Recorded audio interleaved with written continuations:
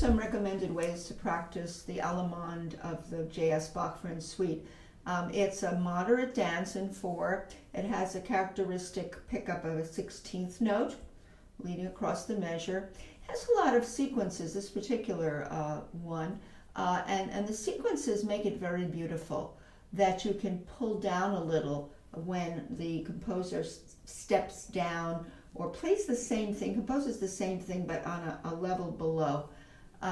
Or if he goes to a higher level, there's more intensity. But you always have to relate the before and the after, especially with sequences where you know there's a shape that's reproduced right next to another one, but on another level, higher or lower.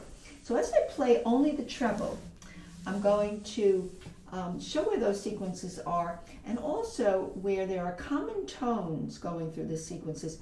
You don't want to hear so many poked out notes that aren't moving. So whatever notes are moving within a thread, such as, you can hear right away that you want, you got to be real careful about that. It gets very kind of overwhelming to hear so much verticalization of everything. This kind of flows right across. So then let's start with the treble. Now you start with the 16th. You can think 1, 2, 3, 4, 1. Now you're going to measure this trill. D, C, D, C, D, C. Tie, and just treble. Now here comes those common tones on top. Listen for the thread of the melody.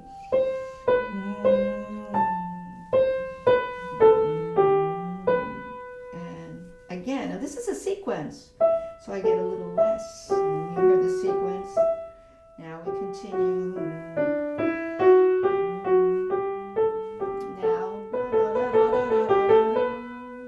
Now this is a sequence here. You're going to hear that da-dee, da-dee, dee-da-lee-da-lee-da-lee-da-lum in the key of E minor now, so it's getting more intense.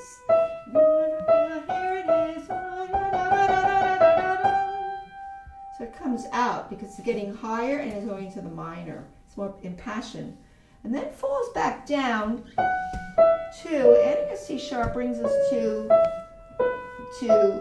D major, and it's dominant. Now here's another sequence.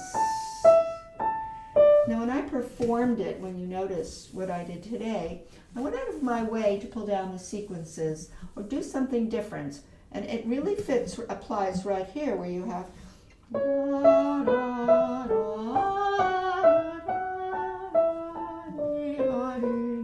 then I go back into my deeper in the keys because it's a longer group of notes.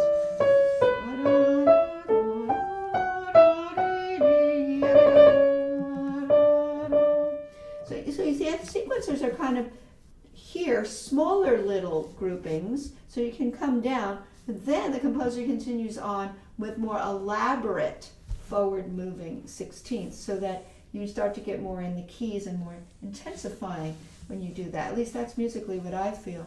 Now he just had the cadence with D major.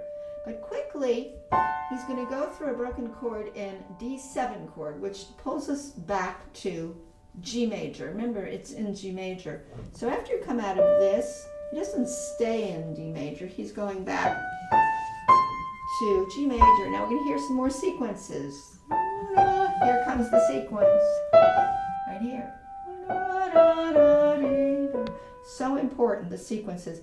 Now here's that business with the common tones. And I'm going to block right now so you can hear what should really come out. And there's the surprise. Now here's what I bring out.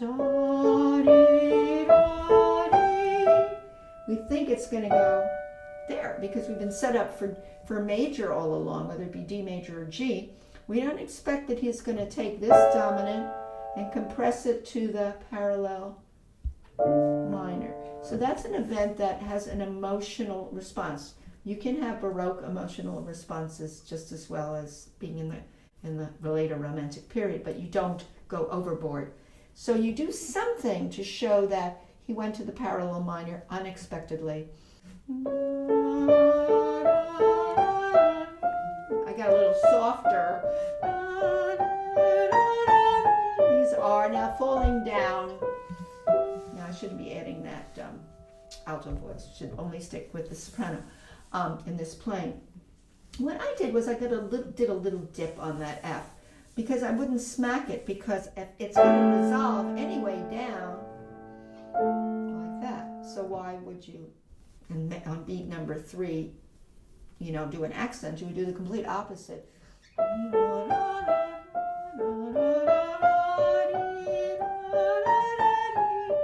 That falling down business is gorgeous here.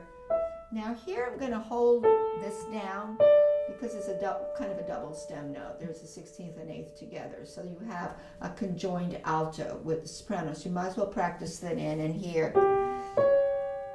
And then hold the G, because that's going to be part of the alto. But then the soprano really just goes there. It goes, because underneath eventually what's going to happen is this. Underneath. And I probably should play the A a little bit bigger, because the stem up on the A, and I think for the reason that has to survive all the way to the end and leave you with a full-fleshed D major chord. That's the dominant key here. So you need to play the A a little deeper. Now let's see why. See, now it survives so that at the end you have a nice balance of all those voices. So, now the next thing I would do is I would play the bass.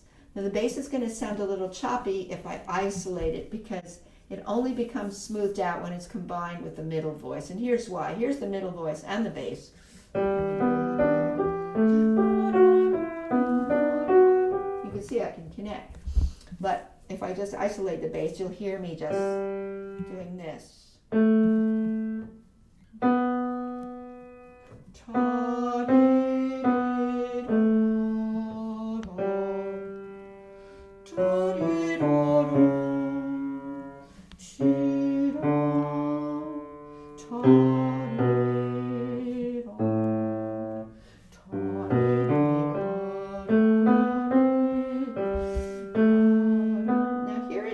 Conjoined alto, you could say tenor, it's in the tenor range, and a bass. So you want to hold, because a quarter note is stem up. There it is. I'm only isolating bass. 3-5. And now that G is also going to have a stem up here. So you got to play it again. And then you'll have 1-2, these fingerings are for a reason. Then now all of a sudden we're just going to have 2 voices here. This is the bottom bass, of course. Now here's important too, to bring out the notes that are moving, not to hear those pokey thumbs in between. Got to be really careful about that in this suite. It's a recurrence that he does this. So da dee dee da da. Now he does sequence dee da. And here's where you get that.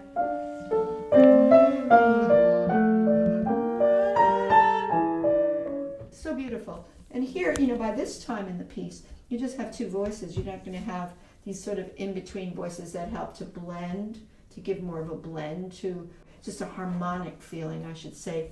In these last 2 lines, you have a lot of just one voice on top and one voice on bottom, which simplifies your task of practicing. But in any case, when you get to this D minor place, you see there's a natural descending minor.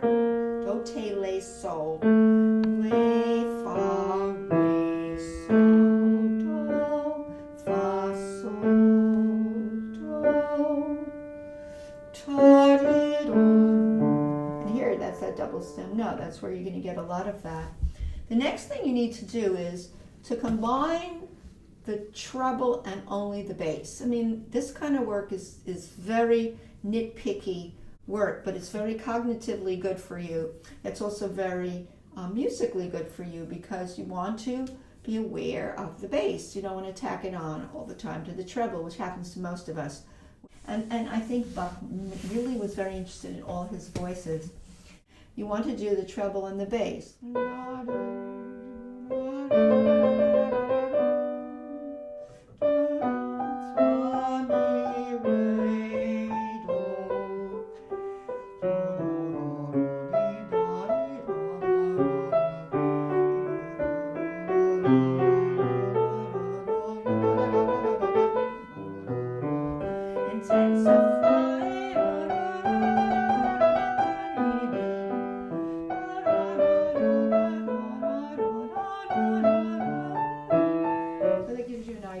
to do.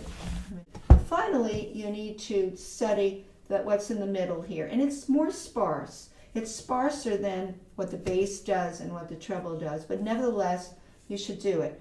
And that would mean isolating the alto, or it goes into tenor. You go between alto and tenor. You don't have four voices. You sometimes have voices compounding on each other, like at cadences, as you heard before.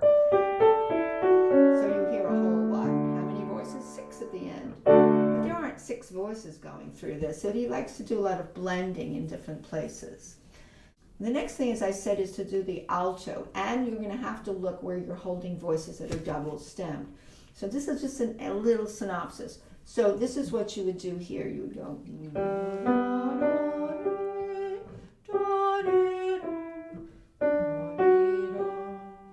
and 1 and 2, left hand, rest, left hand, this is alto, divided between hands, and rest, this is all what's in the middle, and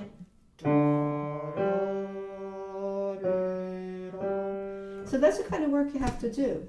And of course you want to permute the different voices, doing the treble and the inner voice. You know, like I just played separately inner voice, just a piece of it.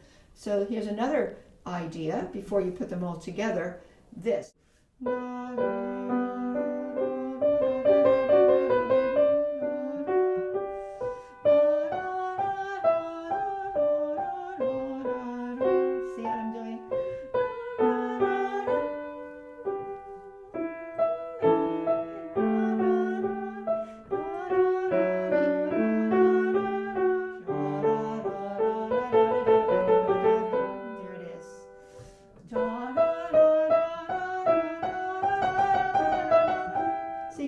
Much sparser alto voice.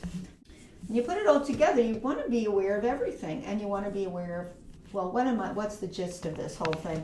And I think the gist of this whole thing is very smooth playing and being aware of the bass and being aware of sequences. And I'm just going to do the first page because a lot of this applies to the second page, the same ideas. You would still break down the treble all the way down. You would break down the alto or tenor, whatever. He never has alto and tenor. He has either or going into the tenor range, and the bass. And you want to permute or do various combinations.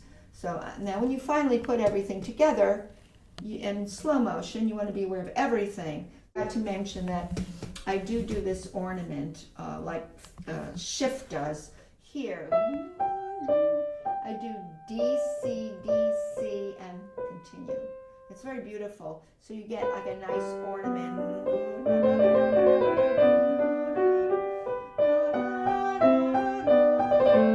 It's very nice, isn't it?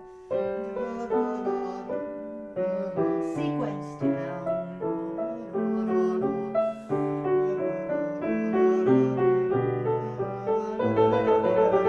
More intensely now. Sequence in the E minor.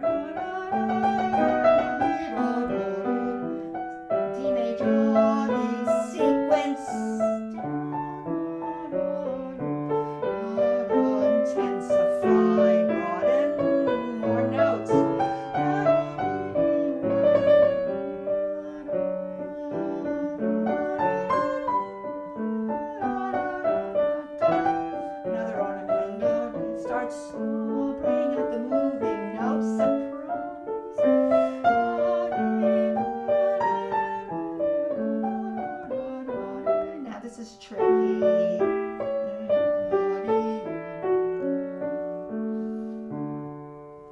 So hopefully that is a synopsis of the way to practice this.